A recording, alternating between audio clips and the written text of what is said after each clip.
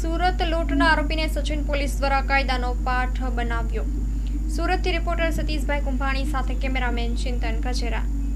Sachin police સ્ટેશનમાં એક body offences દાખલ થયેલો હતો. બીએનએસની કલમ 118(1), 118(2), 352, 54 અને જીપી એક્ટની કલમ 135(1) મુજબ આ ગુનાના ફરિયાદી હતા દેવેન્દ્ર કુમાર જગરામ વર્મા. આ ગુનાની ટૂંક હકીકત એવી છે કે આ જે ગુનાના ફરિયાદી જે છે એ એક જગ્યાએ યુરિન કરવા માટે ઊભા હતા, તો એક મોટરસાઇકલ ઉપર બે ઈસમ આવ્યા અને એમને ગમે તેમ ગાળો બોલી અને એમની પાસે ઝપાઝપી કરી અને એમની આરોપી પાસે રહેલ છરીથી એમની ઉપર હુમલો કરી અને ફરિયાદીને ઈજા કરી, જે સંબંધે ગુનો દાખલ થયેલો હતો. આ ગુનો અનડિટેક હતો અને ગુનાની તપાસ સ્થાનિક પોલીસ દ્વારા ચાલી રહી હતી.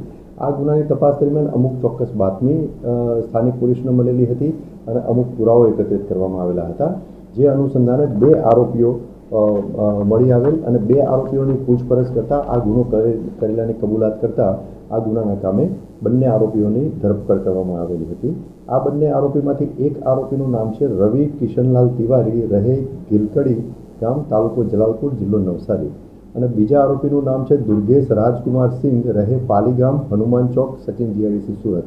આ બંને આરોપીઓની વધુ પૂછપરછ કરતાં તેમજ ગુનાની તપાસ કરતાં આ બંને આરોપીઓએ બીજો એક ગુનો કરેલાની કબૂલાત કરેલી હતી અને આ બંનેની આરોપીની સાથે એક ત્રીજો આરોપી સુમંત, કે જેનું પૂરું નામ સરનામું મળી આવેલું નથી, તેનું પણ ઇન્વોલ્વમેન્ટ જણાઈ આવેલું હતું. એટલે તપાસ આગળ વધારતા અને ફરિયાદીનો સંપર્ક કરતા એક ફરિયાદી બીજા જે છે એમને પણ સચિન પોલીસ સ્ટેશનમાં એક લૂંટની ફરિયાદ દાખલ કરાવેલી હતી. એ ફરિયાદીનું નામ જે છે સુમિતસિંહ દિનેશસિંહ જાતેસિંહ. આ જે ફરિયાદી જે છે એમની ઉપર પણ આ ત્રણ આરોપીઓએ ભેગા થઈ અને એમની ઉપર હુમલો કરેલો હતો. એમને છરીથી શરીરે ઈજા કરેલી હતી અને એમની પાસે રહેલ મોબાઈલ લૂંટ કરી અને લઈ ગયેલા હતા, જે અનુસંધાને આ ગુનો દાખલ થયેલો હતો. આ બંને ગુનામાં જે આરોપીઓ જે છે એમાંથી આ બંને આરોપીનું મેં જેમ કહ્યું એમ ધરપકડ કરવામાં આવેલી છે અને એક આરોપી ફરાર છે અને લૂંટમાં ગયેલ મુદ્દામાલ મોબાઈલ ફોન પણ તપાસ દરમિયાન રિકવર કરવામાં આવેલ છે. બંને કેસમાં જે આરોપીઓ છે બંને કેસના મુદ્દામાલ જમા થયા. એક શરીર સંબંધી ગુનો છે અને એક મિલકત સંબંધી ગુનો છે કે જેમાં લૂંટ થયેલી છે. એટલે એક ગુનાનો જે મુદ્દામાલ જે છે એ રિકવર કરવામાં આવેલો છે. જે આરોપીઓનો કામ ધંધો શું હતો? બંને આરોપીઓ પૈકી રવિ તિવારી અને દુર્ગેશ રાજકુમાર સિંઘ, કે જેમની ધરપકડ થયેલી છે, એ બંને આરોપીઓ છૂટક મજૂરી કરતા હતા, અમુક કંપનીઓમાં નોકરી કરતા હતા અને થોડા ટાઈમ નોકરી કરી અને પછી એ રખડતા ભટકતા જેવું એમની પ્રવૃત્તિ હતી.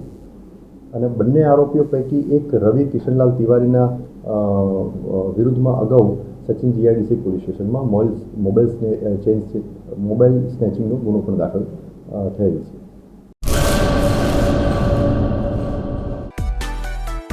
માં motor driving, safe and sure driving. Driving એ શોખ સાથે આપની મોટી જવાબદારી પણ છે. અમારા ઇન્સ્ટ્રક્ટર દ્વારા સચોટ અને સરળ માર્ગદર્શન. આપની રોજની તાલીમની માહિતી મેળવીને શું અધુરાશ છે એના ઉપર પૂરું ફોકસ કરાય છે.